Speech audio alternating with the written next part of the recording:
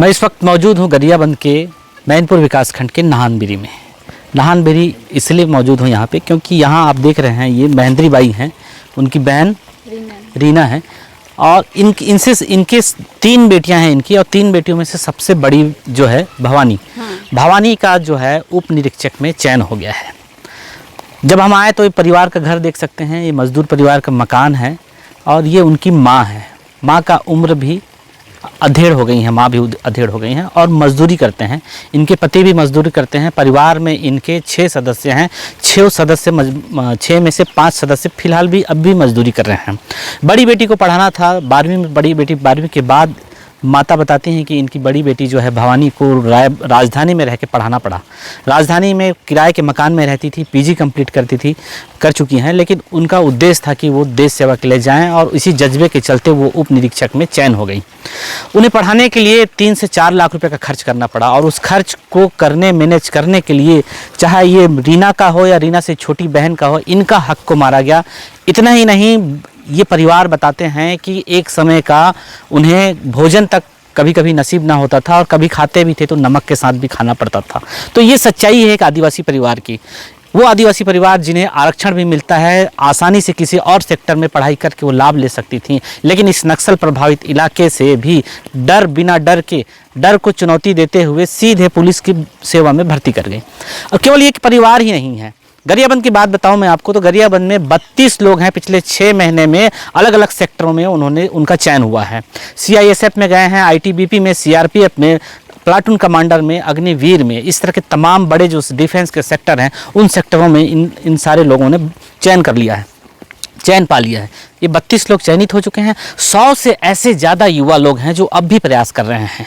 यानी कि कहें कि गरियाबंद के मैनपुर इलाका, कभी आज से 1 दशक पहले की मैनपुर की बात करें तो यहाँ नक्सलियों के पदचाप सुनाई देते थे। जंगलों में कभी बैठक की आवाज़ सुनाई देती तो किसी चुनाव के समय या फिर कोई राष्ट्रीय पर्व में जगह जगह पे इनके बैनर पोस्टर दिखाई देते थे। लेकिन पिछले 1 साल से गरियाबंद काफ़ी बदल गया है। इसी गरियाबंद के मैनपुर में चलपति जैसे बड़े केडर के नेता का मारा जाना भी एक सफलता तो है ही, लेकिन उसकी मौजूदगी बताता है कि यहाँ भी इस गरियाबंद को भी बस्तर बनाने की तैयारी जो है नक्सल कर रहे थे। 2015 में इनकी आमद के बाद ये लगातार अपने इलाके में ये सक्रिय हो रहे थे, अपने विस्तार कर रहे थे, अपने कुनबे को बढ़ा रहे थे। इतना ही नहीं, आदिवासियों को मूलधारा से भटका कर वो अपने खेमे में भी शामिल कर रहे थे। लेकिन अब गरियाबंद बदल गया है, डर भय खत्म हो गया है। 2019 के बाद से लगातार प्रभावित इलाकों में 7 से ज़्यादा कैंप खोले गए। इसके अलावा जो कारगर रणनीति बनी, रणनीति के बाद 16 से 17 जो नक्सली के बड़े नेता जो मारे जाने के बाद बहुत सारे हथियार जब बरामद हुए, लगातार सर्चिंग जारी हुई। पुलिस की कहीं ना कहीं ये कारगर रणनीति सफल कर गई और लोगों के मन में डर भय का भाव खत्म हो गया। और यही प्रदर्शित करता है, ये 32 लोगों का पिछले 6 महीना में सुरक्षा एजेंसियों में जाना इस बात का प्रमाण है कि यहाँ अब भय पूरी तरीके से खत्म हो गया है। इंसान जो है इस इलाके के चप्पे चप्पे के जो ग्रामीण हैं खुल के अब पुलिस कैंप में आ रहे हैं, जगह जगह ग्रामीण शिविर लगा रहे हैं।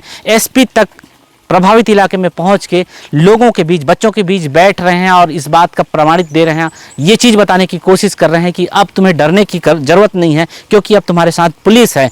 नक्सली खौफ बिल्कुल जो है पूरी तरीके से मुक्त हो गया है। बस्तर के बाद बस्तर में जो दबाव था, बस्तर के दबाव के साथ साथ जो है यहाँ आने की जो पनाह लेने की कोशिश थी, वो कोशिश को भी पुलिस ने पूरी तरीके से निस्तनाबूद कर दिया है।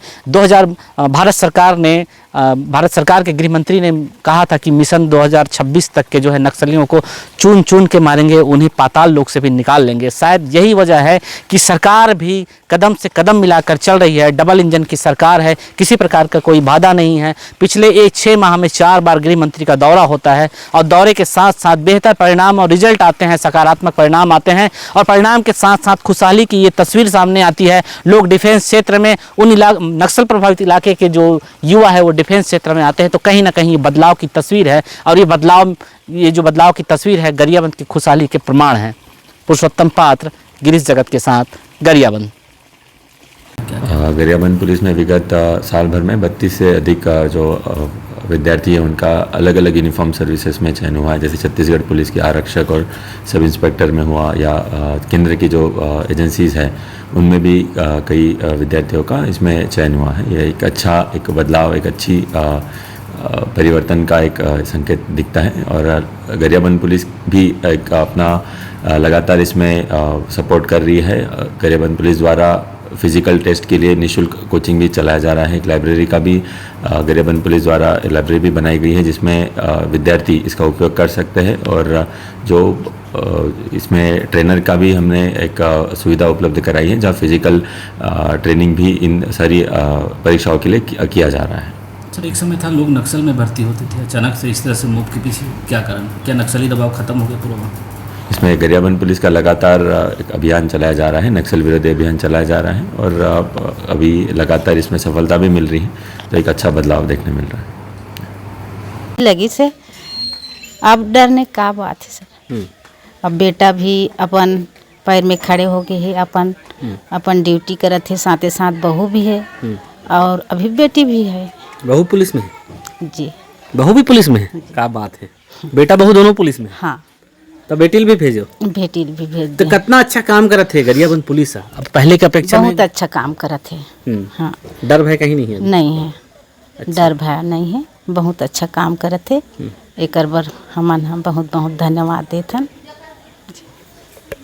पहले लोगों में थोड़ा सा हिचकपन था, जाहिर सी बात है, प्रच्छन्न रूप से नक्सलियों का दबदबाव था, लेकिन आज ये स्थिति नहीं है। आज कहीं भी हमारा सिविक एक्शन प्रोग्राम होता है। अभी जैसे मैं कंपनी में घूम रहा था तो अभी मेरे इस एक्सिस में कंपनी है, तो मैं देख रहा था आज रामनवमी बड़े धूमधाम से अब मना रहे थे। तो